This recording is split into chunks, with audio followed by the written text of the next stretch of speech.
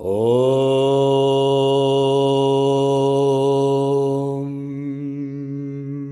Kayena vacha manasyendrayerva bhutyatmanava prakriti swabhava karomi adyat sakalam paresma Narayanayeti samarpayami Narayanayeti samarpayami.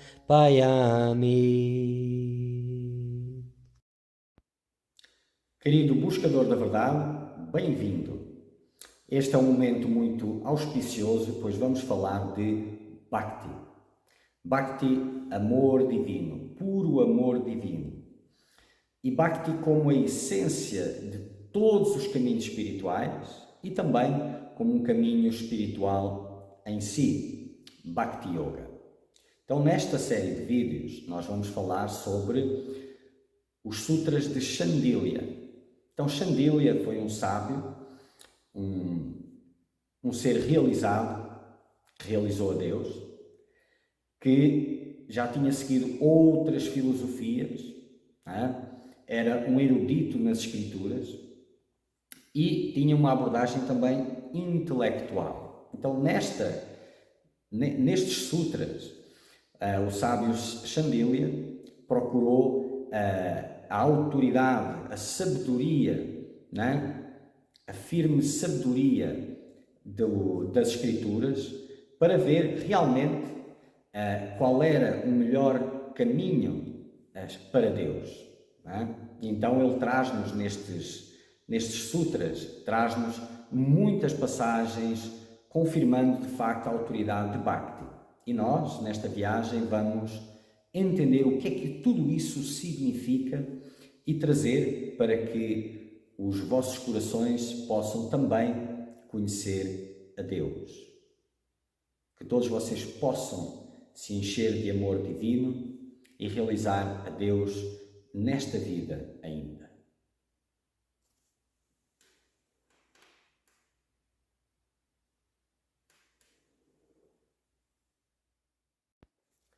Continuando, Shandilya Bhakti Sutras, ainda no Sutra 69, nos Namapardas, as ofensas, parte 5.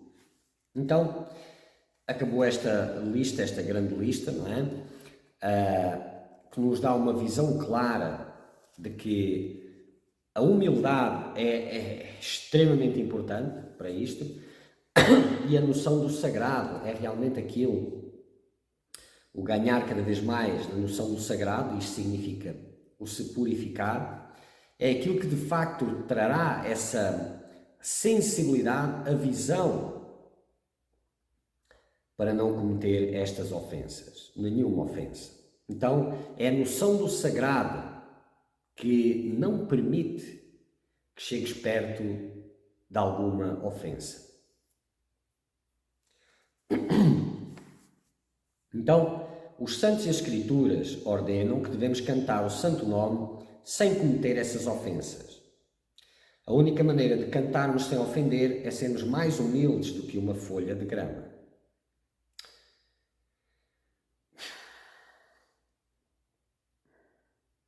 E é preciso entender, tenho que fazer aqui um parênteses, porque para cantar de forma que não seja ofensiva, além disto que está a ser falado, especialmente nos primeiros estágios de purificação, é uma atenção constante. Constante. E tudo o que ajudar a elevar a noção do sagrado, a elevar a vibração, o respeito, o profundo respeito por Deus, é isto que fará a diferença. Agora, repetir o nome de Deus e continuar com coisas mundanas, distraído, não sei o quê, isso é a receita para o desastre. Ou a continuação do desastre, não é? E vale lembrar, não é? Porque a lista é tão grande que pode haver a ideia, não é? Que é uma coisa comum e banal. Não é. Como vimos antes, pecados são graves, como todo mundo sabe, aqui faz parte, né, da consciência. As ofensas são bem mais graves, muito mais graves que os pecados. Vou ler de novo. A única maneira de cantarmos sem ofender é sermos mais humildes que uma folha de grama. No entanto, se pudermos realmente colocar isso em prática, Shrinam Prabhu, ou seja, o nome de Deus, certamente nos agraciará com a sua generosidade e nos sentiremos abençoados. E isso acontecerá com extrema rapidez. Então, a repetição do santo nome de forma pura é o suficiente para abrir as portas do poder do nome, que é grandioso e infinito. E isso acontece muito rápido, assim que param as ofensas.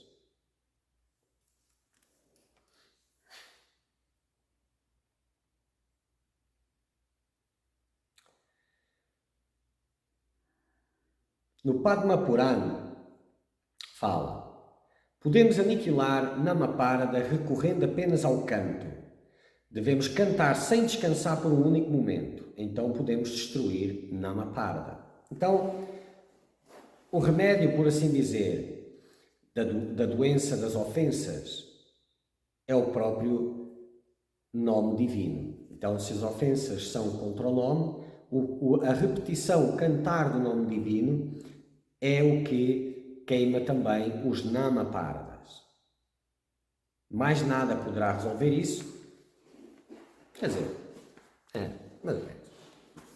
Mas é uma forma muito mais doce de o fazer, não é? As intensas austeridades também podem ajudar, mas têm que estar embebidas do espírito de Bhakti e com esse propósito. E aí, quando se tem essa consciência, óbvio, se recorre ao nome, ou a tudo junto.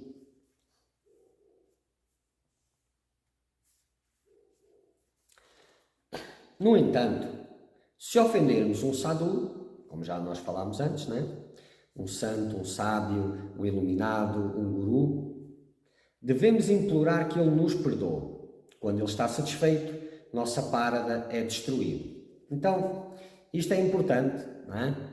Tipo, quando ofendes um santo, um sábio, um rishi, um guru, um iluminado, o verdadeiro devoto, que é aquele que já está em união com Deus, não é? Deves de procurar imediatamente e pedir perdão, não é? E apenas quando ele estiver satisfeito com as tuas desculpas é que as ofensas foram destruídas. Agora, o contrário também é verdade. Só quando as ofensas forem destruídas, ele estará satisfeito contigo. Porque o santo, o sábio, o guru, seja lá o que for, ele não vai estar zangado contigo. Não, para ele não é pessoal. Não é? Agora, mas ele apenas ouvirá e te abrirá novamente, não é? A sua graça quando a parada tiver destruído, pois eles são ligados a isso. Então, se tu estás a pedir desculpa, agora óbvio, se trata de um devoto, de um companheiro devoto, vamos lá, que não é iluminado, que não é um guru, que não é nada disso, não é? Aí, por questões pessoais dele também, pode não aceitar as tuas desculpas, nem que te fiques ali muito tempo a pedir desculpa. E aí deves continuar repetindo o nome até que queime esse Namaparda. Mas se continuares a pedir desculpa, eventualmente vais conseguir amolecer o coração dele. E isso significa que o Aparda foi destruído.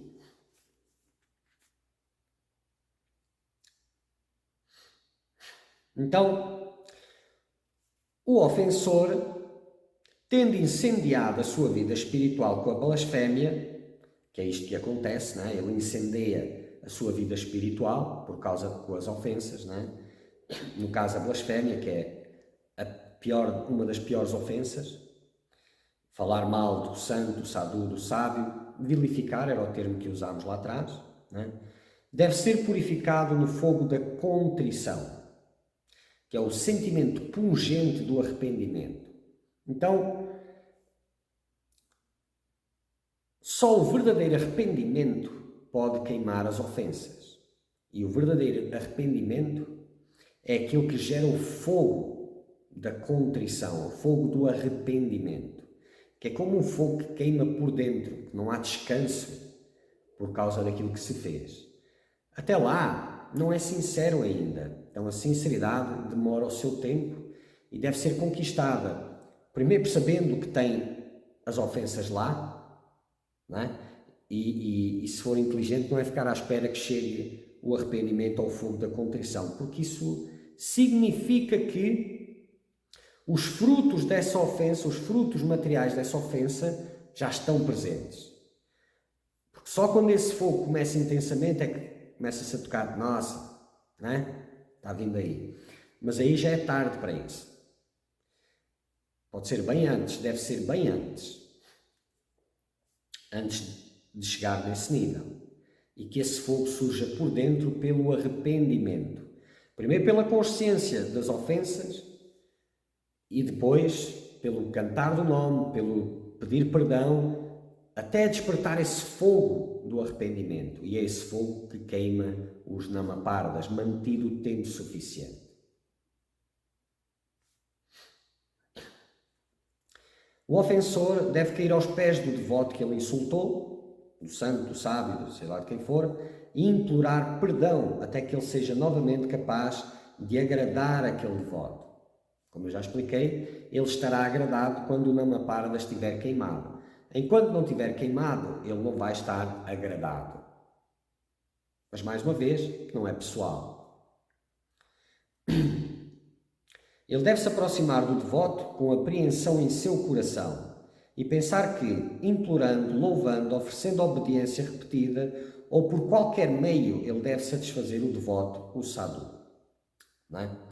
Então este é o espírito daquele que se arrependeu sinceramente e que entende qual é a dimensão das ofensas e o que ela significa na sua vida, não é? Que é um convite para viver repetidamente todo o tipo de infernos que estão por todo o lado, aqui no plano físico, planos astrais, tem muitos infernos por aí. Basta olhar à volta para perceber. A vida pode muito bem se tornar um inferno e depois a continuação da mesma, não é? E é óbvio que quem não tem consciência de nada é uma dimensão, quem já tem consciência de algumas coisas é outra dimensão. Já falámos sobre isso e vamos repetindo para deixar isso bem claro. Obviamente, alguém que não sabe nada de Deus, nem nada do nome divino, nada dessas coisas, está em ofensas, não é? Mas quando ela encontra o seu caminho, dependendo do que ela faz, das decisões que ela toma, poderá ser facilmente tudo removido, não é? Essa é a bênção de quem não sabe de nada e se chega com sinceridade perto de Deus. Mas depois, se incorrer novamente, aí já é uma outra história completamente diferente. E depois depende também da gravidade, das repetições, de tudo o que está envolvido.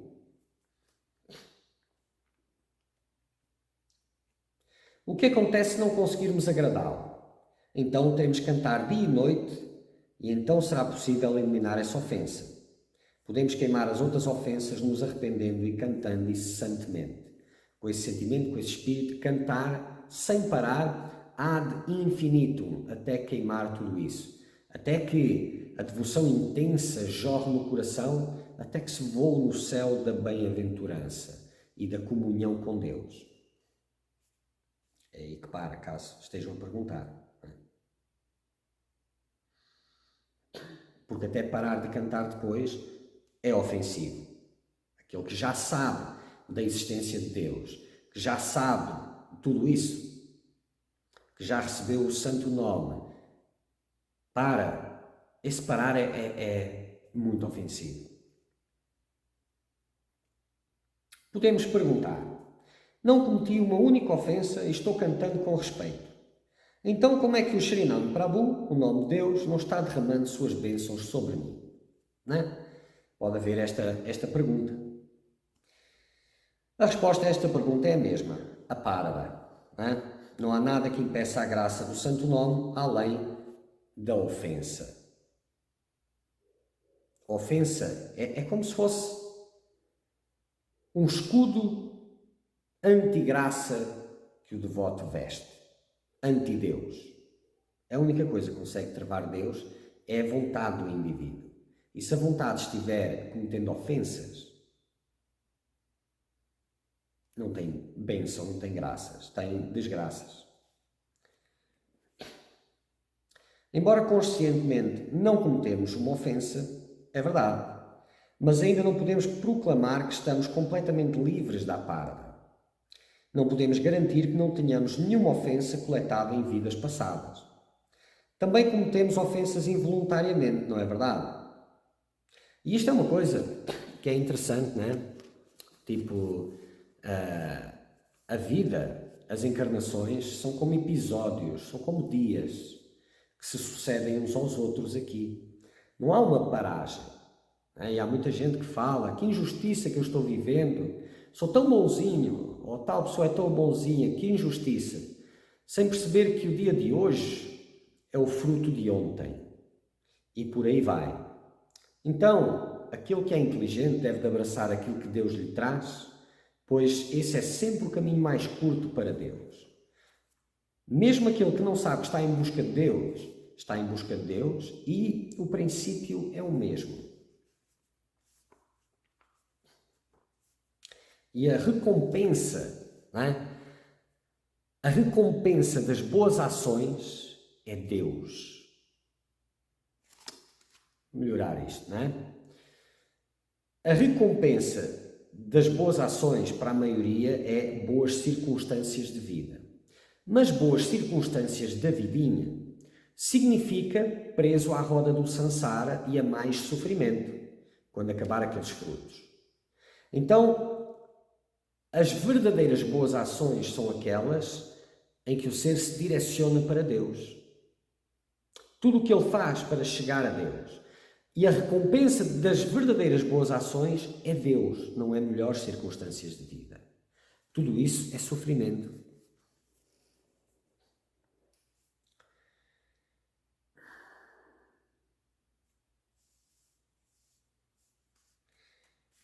Embora... Não, este ali também. Não tinha acabado aqui. Não podemos garantir que não tenhamos nenhuma ofensa coletada em vidas passadas, também cometemos ofensas involuntariamente, não é verdade? No entanto, há uma maneira sólida de discernir se temos ou não ofensas. Quando cantamos muitas vezes, devemos espiar em nossos corações. Estou-me sentindo alegre? Tenho lágrimas escorrendo de emoção e o corpo arrepiado? Não é? Se a resposta for não, apartas. As ofensas estão lá, não é? Apesar de cantar muitas vezes quando o prem, que é o amor divino, não aparece em nossos corações, é um sinal claro de nama parada, de ofensas contra o nome divino.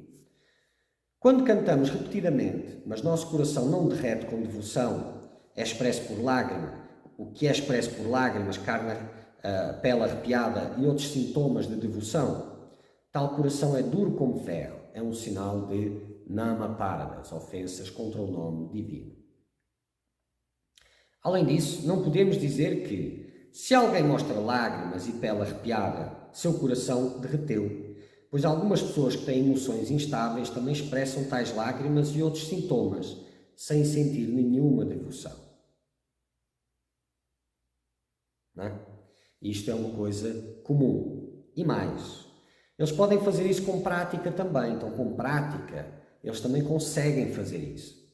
Expressarem, e há aqueles que gostam de mostrar aos outros que são puros, que são devotos e conseguem simular essas emoções.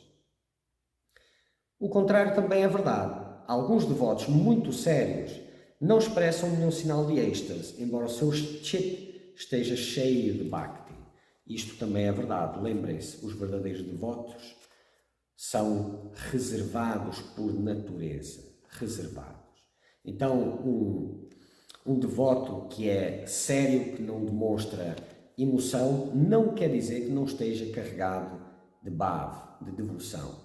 Isto quer dizer o quê? Não adianta estar a olhar para fora, para os outros. O que interessa é olhares para ti e, através destes sinais, perceberes qual é a tua realidade. Mas é óbvio, não é? Se não estás em comunhão com Deus, tem apardas.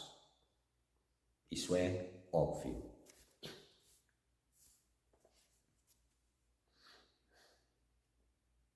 Porque muitas vezes há a tendência de procurar os bons sinais de que eu estou realmente cantando sem ofensas e que sou mais puro. Mas isso é tudo investimento egóico.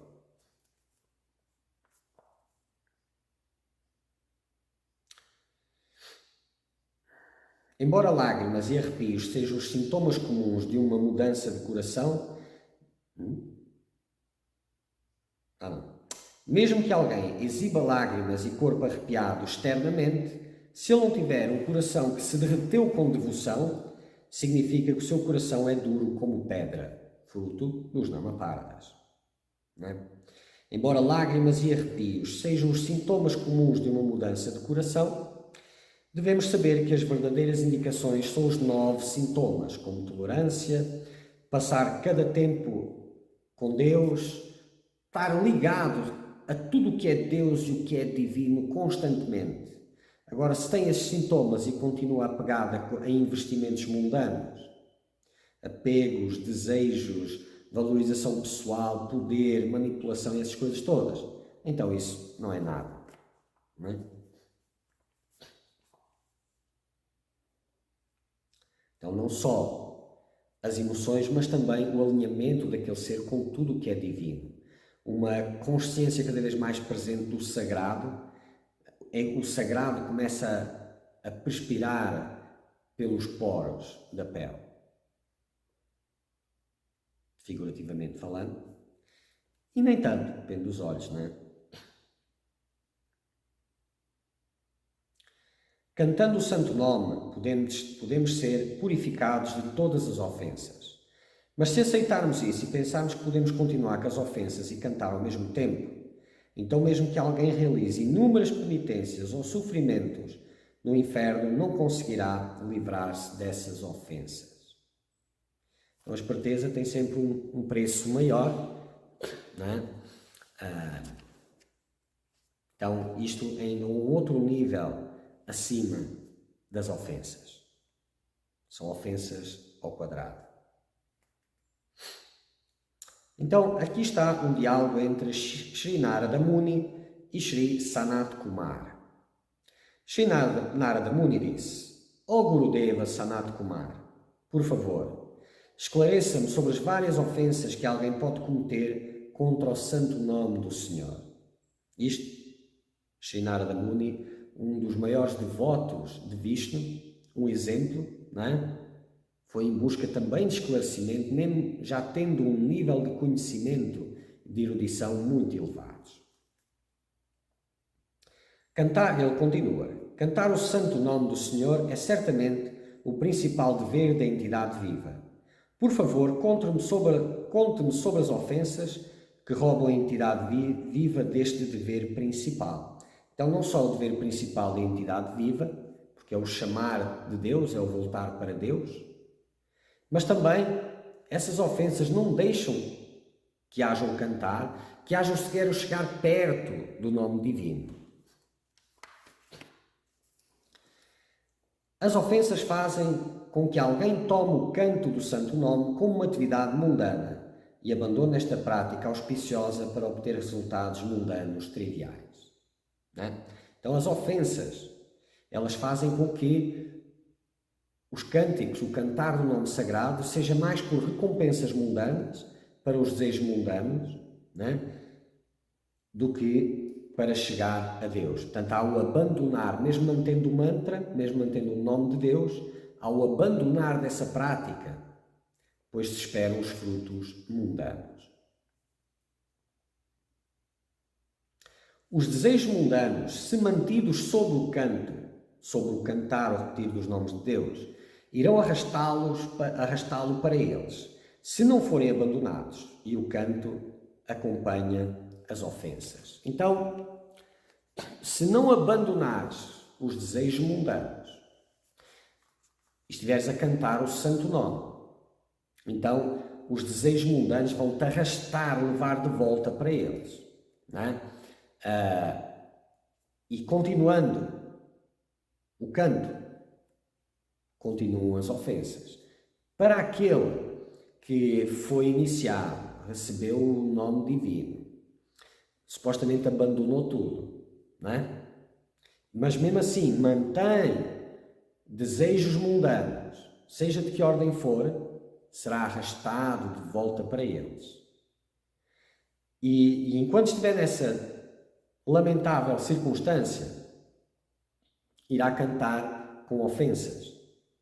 Mas parar de cantar é pior ainda, porque ele já sabe, então é mais ofensivo ainda.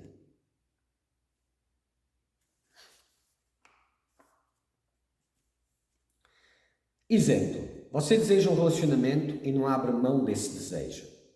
E canta com ofensas, daí só saem frutos mundanos. Vem um relacionamento do mesmo tipo da história do personagem, só que tu és arrastado para ela. Então, já deste todos esses passos mencionados anteriormente, já te entregaste a Deus e continuas com o desejo do relacionamento guardadinho lá no fundo. Eventualmente, continuar o cantar, manter este desejo é ofensivo e este desejo vai te arrastar para ele. Bom, e não importa se é amor, se é paixão, se não é, não importa. Serás arrastado para aquilo que costumam ser os mesmos moldes da mesma história do personagem. Até podes achar que, não, então eu estou aqui a cantar e agora vem isto, é uma bênção. É o fruto das ofensas no cantar. E depois terá os frutos de sempre, não é? Mas o pior fruto é o se afastar de Deus. Esse é sempre o pior fruto e muitas vezes não é isso que é visto por causa exatamente dos mesmos desejos mundanos. Não é?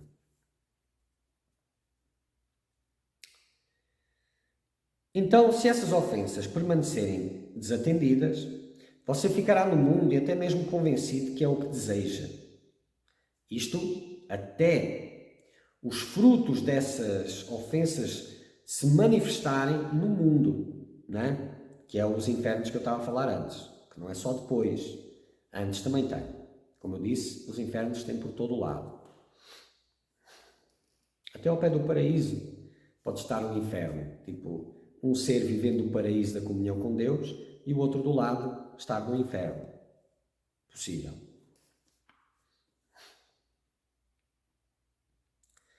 A pior consequência, mesmo que não percebida, é o afastamento de Deus.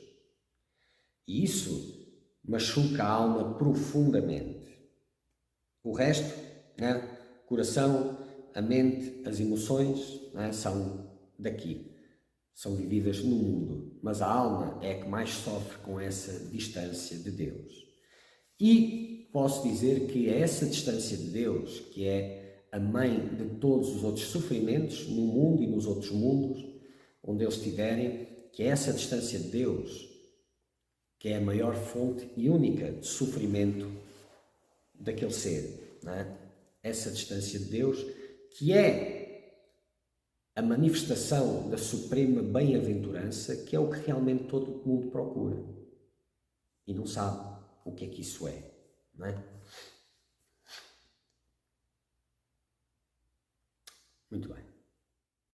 Tvameva mata cha pita tvameva tvameva bandhushka sakha tvameva Tvameva vidya dravinam Tvameva sarvam mama deva deva.